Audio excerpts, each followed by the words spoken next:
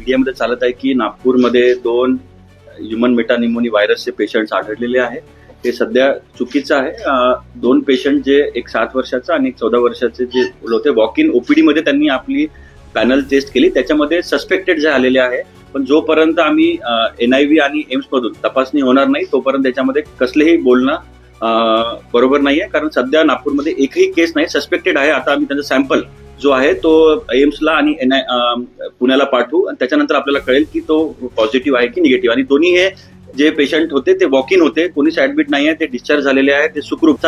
सध्या घाबरण्याची कसलीही याच्यामध्ये हे नाही आहे. आम्ही वरिष्ठांच्या संपर्कामध्ये आहे आणि आपल्याला एक विनंती आहे की या अनुषंगाने नागपूरकरांमध्ये आणि जनतेमध्ये थोडंसं आपल्याला भीती पसरू द्यायची नाहीये, कसलीच घाबरण्याची गोष्ट नाहीये. मी रिस्पॉन्सिबिलिटीने बोलते आपल्या समोर.